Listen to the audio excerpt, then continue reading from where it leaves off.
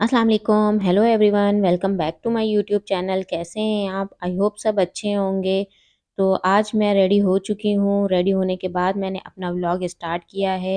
Video के दौरान भी मैं आप लोगों से बातें कर रही थी, लेकिन मेरे मोबाइल में आवाज़ कम आती है, जिसकी वजह से मैंने वीडियो का वॉल्यूम जो है वो कम कर दिया और फिर मुझे वॉइस ओवर करनी पड़ी।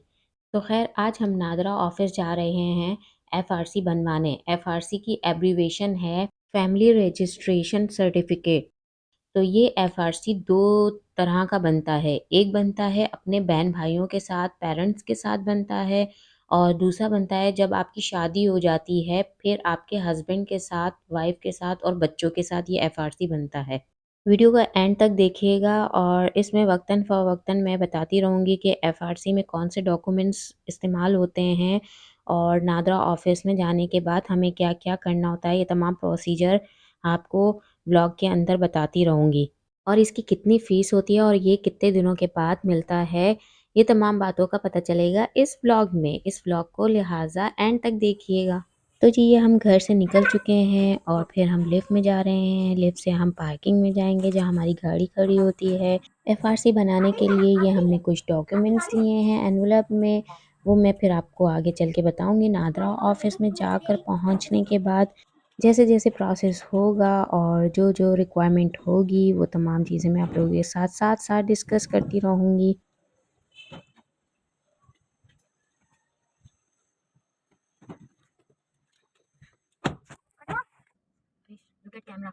तो जी, यहाँ मुझसे आरिश जो है वो बातें कर रहे थे और पूछ रहे थे मम्मा हम कहाँ जा रहे हैं? और ज़्यादातर इसके यही बातें होती हैं कि वो कौन-सी गाड़ी है मम्मा, वो कौन-सी व्हीकल है, वो देखो कितनी बड़ी वाली बस है, वो देखो कौन-सी कार जा रही है। तो इन चीज़ों का गाड़ियों का आरिश को बहुत शौक है जिसके बारे में ये पूछता रहता है और फिर हम भी मज़े-मज़े से आंसर देते रहते हैं।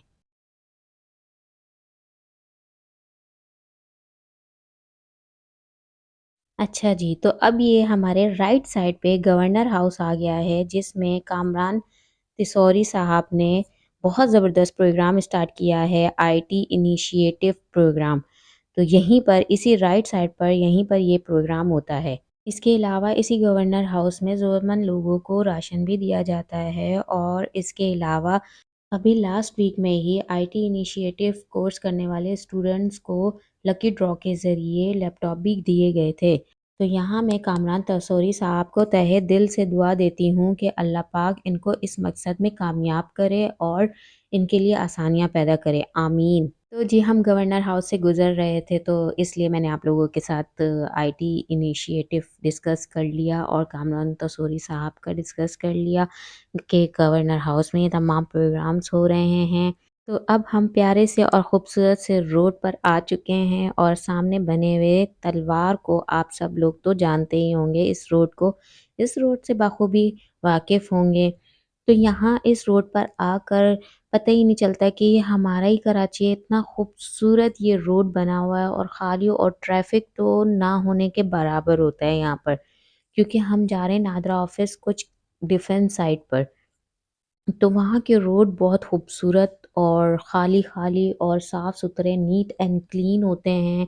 जबकि हम यहाँ शहर में आ जाएँ नाज़िमाबाद के एरिये में, नॉर्थ नाज़िमाबाद या इन जगहों पर आ जाएँ तो यहाँ इतना ट्रैफ़िक इश्यू है, इतना ट्रैफ़िक होता है। लेकिन जबकि यहाँ इस रोड पर आने के बाद, डिफेंस साइड पे आने के बाद इन चीज़ों को कभी फ़ेस नहीं करना होता और यहाँ के रोड भी साफ़-सुथरे होते हैं।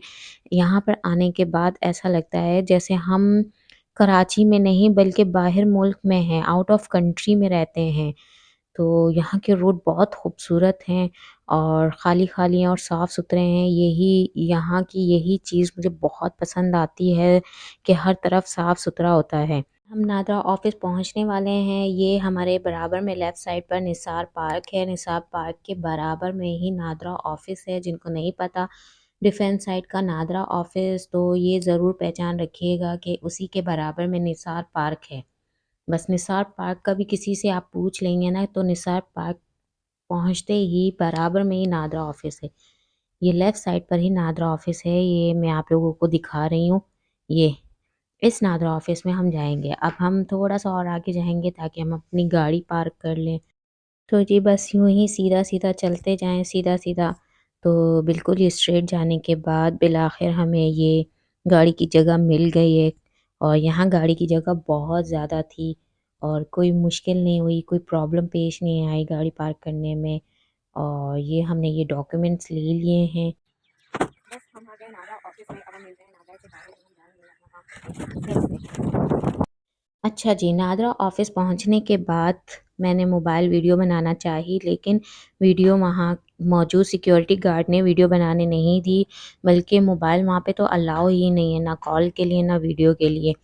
तो उन्होंने मना ही कर दिया था, वरना मैं बाकायदा सोच कर गई थी कि मैं हर जगह की और हर पॉइंट पे मैं वीडियो बनाऊँगी। जैसे सबसे पहले हमने टोकन लिया था, वहाँ मैं वीडियो बनाऊँगी, लेकिन वहाँ के सिक्योरिटी गार्ड ने नहीं बनाने दिया। तो ख़ैर मैं आप लोगों के साथ डिस्कस करती हूँ। जैसे ही हम नादरा ऑफ़िस पहुँचे, तो वहाँ से हमें बाहर साइड पर बाहर की तरफ ही एक विंडो थी, वहाँ से हमें टोकन लेना था। और यहाँ डिफेंस साइड पे जो नादरा ऑफ़िस है ना, यहाँ रश बहुत ही कम था, ब्रायन नाम था। एक यहाँ रश बहुत कम होता है और एक आप हाई कोर्ट के बैक साइड पे जाएँगे ना, वहाँ पर भी बहुत ही कम रश मिलता है। तो यहाँ पर रश इतना नहीं था, टोकन हमें जल्दी मिल गया था। आई थिंक 25 नंबर था, जबकि 22 नंबर चल रहा था।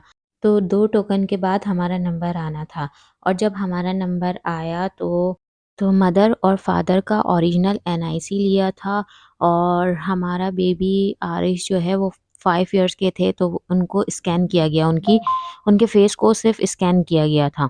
तो इसके अलावा मैंने और भी मालूमात इन्फॉर्मेशन ली थी कि मैं वीडियो बनाऊँगी तो उसमें अपनी ऑडियंस को पूरी मालूमात दूँ। तो मैंने पूछा था कि 18 साल से जो कम बच्चे हैं, उनको ले जाकर स्कैन करवाना पड़ता है और उनकी तस्वीरें स्कैन होती हैं, और जबकि 18 साल से अबव जिनका एनआईसी बन जाता है, उनको एनआईसी की फ़ोटोकॉपी सबमिट करवानी होती है और उनके आने की ज़रूरत नहीं होती। सिर्फ़ बच्चों को लाना होता है, जो 18 से कम उम्र के बच्चे हैं, उनको नादरा ऑफ़िस लाज़मी लेकर आना होता है।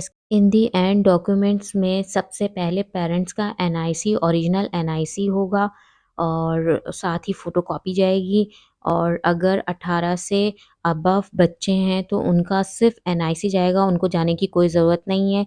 और अगर 18 से कम उम्र के बच्चे हैं तो उनका बे फ़ॉर्म जाएगा, और प्लस बच्चों को खुद जाना होगा ताकि स्कैन किया जाए।